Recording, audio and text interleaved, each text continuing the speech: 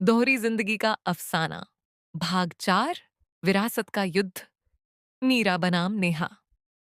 पिछले भाग के सदमे से हॉल अभी भी गूंज रहा था। रोहन को दरकिनार कर दिया गया था, लेकिन लड़ाई अभी खत्म नहीं हुई थी। नेहा ने तुरंत मोर्चा संभाला। उसने अपने कानूनी सलाहकार को संकेत दिया और खुद माइक लेकर मीरा के सामने खड़ी हो गई। मीरा, जैसा कि तुमने खुद कहा। नेहा की आवाज अब लोहे जैसी थी। रोहन ने जो किया वह केवल लालच और धोखे की कहानी है, लेकिन फिनिक्स टॉवर की जमीन और मिस्टर आनंद की विरासत, वह मेरे खून में है। मीरा ने गुस्से में अपने बाल पीछे किए। तुम ढोंग कर रही हो नेहा। तुम्हें अपने पति के धोखे की परवाह नहीं है। तुम्हें बस अपनी सामाजिक प्रतिष्ठा और वो जमीन चाहिए। तुम अपने पिता के नाम का इस्तेमाल कर रही हो। और तुम क्या कर रही हो? नेहा ने पलट कर पूछा। एक गुप्त प्रेमी बनकर आई, मेरे पति को बहकाया और फिर अपनी निजी तस्वीरों का इस्तेमाल सरेआम ब्लैकमेल के लिए किया। तुम अपने पिता के नाम पर घटिया बदला ले रही हो, जबकि मैं उनकी विरासत को सम्मान देना चाहती हूं। विरासत? मीरा हंसी। तुम्हें पता है उस जमीन पर मेरा क्या हक है?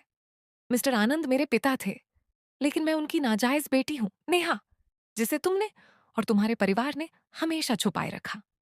यही वो राज है जिसकी कीमत रोहन को चुकानी पड़ी। ये खुलासा सुनकर हॉल में एक बार फिर बवाल मच गया। रोहन, जो किनारे खड़ा था, सदमे में था। नेहा के पिता का यह राज। नेहा का चेहरा पहली बार सफेद पड़ा, लेकिन उसने खुद को संभाला। ये एक दुखद पारिवारिक इतिहास है मीरा, लेकिन इससे इस जमीन पर तुम्हारा कानूनी हक नहीं बन जाता। और अब चूंकि तुमने रोहन को सार्वजनिक रूप से बर्बाद कर दिया है, मैं सुनिश्चित करती हूं कि उस जमीन पर मेरे पिता के नाम पर एक चैरिटी हॉस्पिटल बनेगा। न कोई टॉवर, न कोई बदला। मीरा का बदला अब व्यक्तिगत और कानूनी लड़ाई में बदल चुका था। ठीक है नेहा। मीरा ने लिफाफा जमीन पर फेंका। ये खेल अब शुरू हुआ है। मैं सिर्फ एक लेखिका नहीं हूं। मैं जानती हूं कानून के पेंच कैसे सुलझाए जाते हैं। तुम अपने पति को जेल भेजो। मैं तुम्हें अदालत में मिलूंगी और मैं यह साबित करूंगी कि यह जमीन आनंद की बेटी की है। तुम किस बेटी की बात कर रही हो?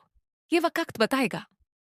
नेहा ने जीत की एक हल्की मुस्कान के साथ अपने पिता की तस्वीर की ओर देखा। उसकी निगाहों में अब सिर्फ जमीन, ताकत और अंतिम वारिस बनने की ललक थी। जारी रहेगा विरासत, जमीन और दो बहनों की कानूनी लड़ाई।